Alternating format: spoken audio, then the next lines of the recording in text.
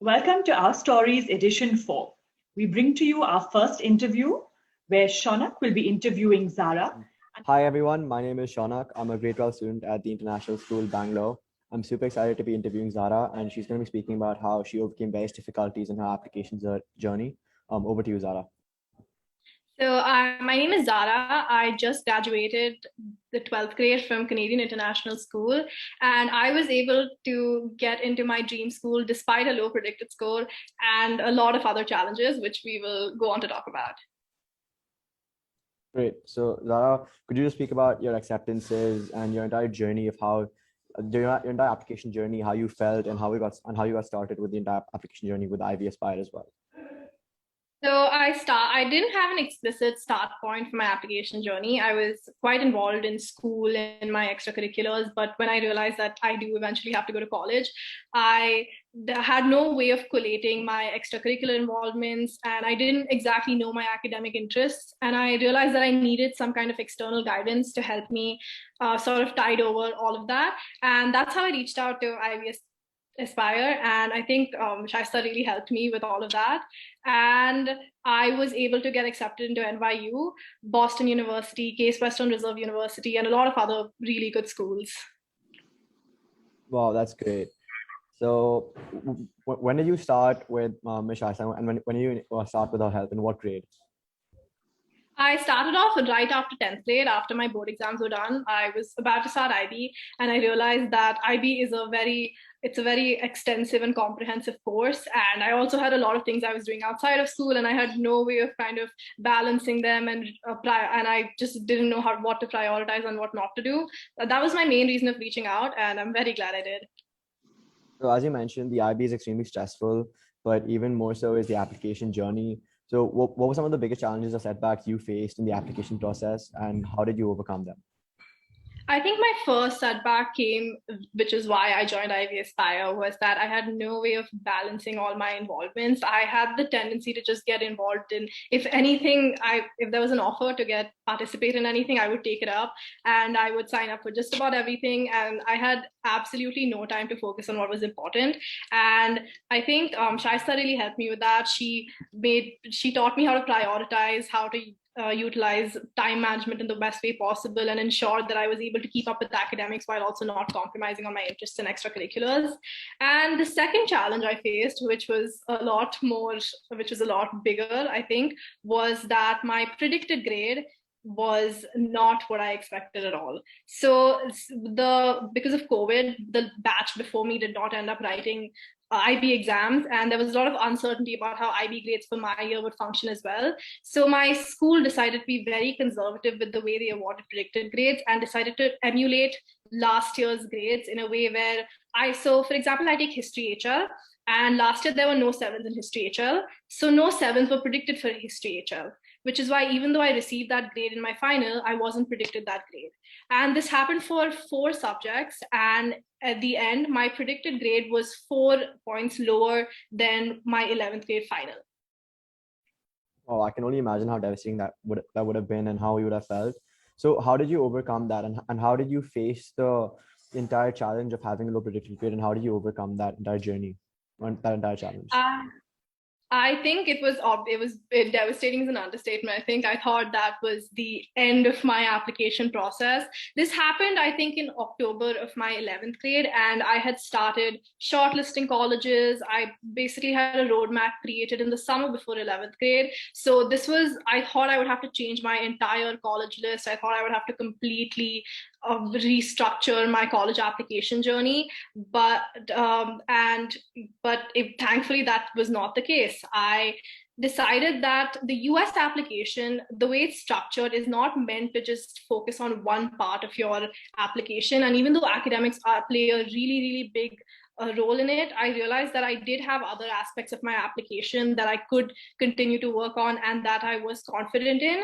So I decided not to dwell on this one aspect that was completely out of my control, and decided to just work hard on my essays, the other parts of my application. Another aspect which I think is very important when you're in the 11th, 12th grade is the mental health side of it. And I'm sure it would have been really tough for you to deal with the side of things. But what advice do you have to those that are in your position or that are in a similar situation to what you were a year or so ago, and how do you think they can overcome this challenge as well? I think with mental health, I think the biggest advice I have is to not dwell on things that are completely out of your control. That is something I was guilty of, and it was very detrimental because you have so much going on in the 11th grade, especially if you take up the IB. You have your internal assessments, extended essay deadlines, and on top of that, you have to have college application essays. And I was after this predicted grade happened, I had no idea where my application stood anymore. So I decided to expand my college list even more and apply to a broader range of schools. And because of that, that came with a lot more essays, a lot more applications for me to fill out. And when you have all of that, dwelling on one thing can completely ruin your mindset, and it can just hinder you from doing well in any of the other many things you have to do. So my advice would just be to take everything in stride, and also to ensure that you have different parts of your application and you're not completely reliant on one. Like for me, you have to show college's academic standing and that you are capable of handling their academics. So even though my predicted grade was not what I expected, and it was not, I would not say it was very good, I had given the SAT, I had given some subject tests, I had given some AP exams. So I did have some backups, even though they do not completely compensate for your school performance. I did have some backups and some other aspects that showed the college I was capable of that. So I would say diversify and make sure that you don't dwell on one thing and continue to move forward. So I'm sure the entire process of 11th and 12th grade with all these internal exams as well as your EEs and stuff, it would have been extremely challenging to deal with such a low predicted grade. So how exactly did you face it at the point where the school disclosed to you your PG? How exactly did you face it, and how did like you approach the months after you received your predicted grade? I think so. This was a school-wide thing, so thankfully I wasn't in it completely alone. I had a lot of friends who were going through the same thing, but admittedly, their drop wasn't as big as mine. I think I was dealt the shorter end of the stick in that way. But I think I was in a lot of denial. But I think what I would advise is just accept your situation. Otherwise, you will not be able to move forward from it. There were a lot of emails going to and from and things like that. But again, predicted grades are usually non-negotiable. And I think you just have to have confidence in your abilities, and also in the fact that this one predicted grade does not define you. And more importantly, it also does not define your application. So it is possible to bounce back from it. And that was not something I initially thought. Looking back in all of this with hindsight, I can say it is definitely possible to bounce back from something like this. So you mentioned a lot about how diversifying is extremely important with US applications. I think one important part of that is your essays and how you write them and how you stand out. So what did you do with Ivy Aspire that made you stand out and made your essays stand out from the crowd? I think essays are extremely important to the application, and that is something that thankfully Shaista had emphasized on very early on in the application process so that we weren't left behind. And so for NYU, the school, my top choice, which I was accepted to, I had only two essays, which may not seem like a lot, but it's two essays is still a lot of word count where you can express yourself and show a side of yourself that you haven't shown in the rest of your application. For the Common App essay, I think it's very important to show this personal side of yourself and showcase who you are in about 650 words. And even though that is hard, brainstorming and planning ahead and making countless outlines and drafts. And I think that's where Shaista and Ivy Aspire helped me the most. We went through so many drafts. We really meticulously went into eliminating, rewriting, replacing phrases. So, and all of that, I think at the end of it, I had a Common App essay, which I was proud of and which showcased a side of me that I wanted to show the admissions officers.